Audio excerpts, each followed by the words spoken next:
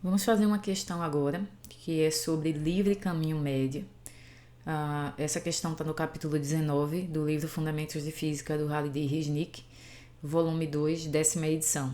E esse capítulo é um capítulo sobre teoria cinética dos gases. A questão diz o seguinte: em certo acelerador de partículas, prótons se movem em uma trajetória circular de 23 metros de diâmetro em uma câmara evacuada, cujo gás residual está a uma temperatura de 295 kelvins e uma pressão de 1 vezes 10 a menos 6 torr. Calcule o número de moléculas do gás residual por centímetro cúbico e qual é o livre caminho médio das moléculas do gás residual se o diâmetro das moléculas é de 2 vezes 10 a menos 8 centímetros. Ok? Então, a gente tem algumas informações. Essa é uma questão sobre livre caminho médio, essencialmente. Mas para responder a letra A gente pode usar a lei dos gases ideais, que diz que pressão vezes volume é igual a nKT, né? Onde N é o número de partículas do gás, K é a constante de Boltzmann e T é a temperatura. Então, são dados aqui no enunciado, por exemplo, que a temperatura é de 295 kelvins, a pressão é de 1 vezes 10 a menos 6 torr, e a gente precisa passar isso para o Sistema Internacional de Unidades, que é o Pascal. Então, é só usar que 1 torr vale 133,12 Pascal, e, portanto, essa pressão em Pascal, ela fica... É só fazer esse produto aqui, né? 133,12 vezes 10 a menos 6 em Pascal, ok? E aí, a primeira pergunta é: calcule o número de moléculas do gás residual por centímetro cúbico. Então, usando a lei dos gases ideais, o número N por volume, que tem unidade em centímetro cúbico, então N por V dessa expressão aqui pode ser escrito, né, como sendo P sobre KT, ok? E aí a gente tem a pressão, a gente tem a constante de Boltzmann e a gente tem a temperatura, a gente pode dar esse número. Então, é realmente só substituir a pressão em Pascal no Sistema Internacional de Unidades, fica esse número aqui.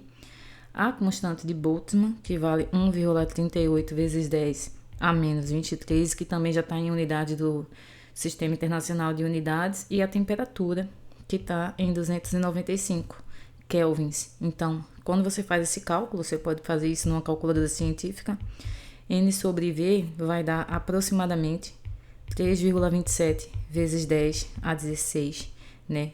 E aqui seria moléculas por volume, né? Então, seria moléculas por metro cúbico, que é a unidade que a gente está usando no SI, né? É o número de moléculas por metro cúbico. Se a gente quiser por centímetro cúbico, então a gente precisa fazer uma alteração aqui, né? 1 centímetro cúbico, que é 1 vezes 10 a menos 2 metro ao cubo, corresponde então a 10 a menos 6 metros cúbicos. Ou seja, 1 metro cúbico corresponde 10 a sexta centímetro cúbico. Então, para ter N sobre V, né, em moléculas por centímetro cúbico, eu posso fazer isso aqui, né? Esse número 1 metro cúbico corresponde a 10 a 6 centímetros cúbicos e, portanto, N sobre V vai ficar 3,27 vezes 10 elevado a 10 moléculas por centímetro cúbico. Essa é a resposta da letra A da questão, ou seja, a cada centímetro cúbico, né, dentro dessa câmara evacuada, a gente tem 3,27 vezes 10 a 10 moléculas, ok? E aí, na letra B, a pergunta que é feita é: qual é então o livre caminho médio das moléculas do gás residual se o diâmetro das moléculas vale 2 vezes 10 a menos 8 centímetros? Ok, então quando você estuda a seção do capítulo 19 sobre livre caminho médio, você vai ver que o livre caminho médio é uma distância média entre duas colisões, ou seja, a molécula ela se move, né, dentro de um gás, por exemplo, e ela pode sofrer colisões com outras moléculas, E aí, se você pudesse tirar uma média, né, dessa distância que ela percorre entre duas colisões, você teria esse livre caminho médio. E aí, esse livre caminho médio, de acordo com a expressão que está lá no livro texto, ele depende aqui, né, ele tem um fator 1 sobre raiz de 2, π, d é o diâmetro da molécula e n sobre v é o número de moléculas por volume. Então, assim, você espera que esse livre caminho médio, que a gente usa a letra lambda para poder descrevê-lo, ele é tão menor, né? Ele é tão menor quanto maior for o diâmetro da molécula.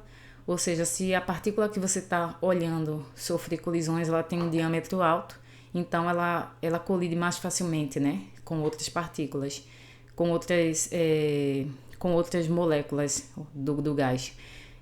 Aqui não é partícula, aqui a gente está levando em conta o tamanho, né? E a outra coisa é que se a concentração também de moléculas dentro do gás é muito grande, ou seja, N dividido por V, número de moléculas por volume, é alto, então também aumenta a chance de colisão e, consequentemente, o livre caminho médio deve diminuir. Então, essa expressão está discutida no livro texto, e eu espero que você tenha lido, e aqui na letra B dessa questão ele pede qual que seria esse livre caminho médio. E aí, enfim, a gente tem basicamente tudo que precisamos. A gente tem o diâmetro, a gente tem o número de moléculas por volume, e aí é só fazer um cálculo substituindo os valores. Então, a gente tem que 1 sobre raiz de 2,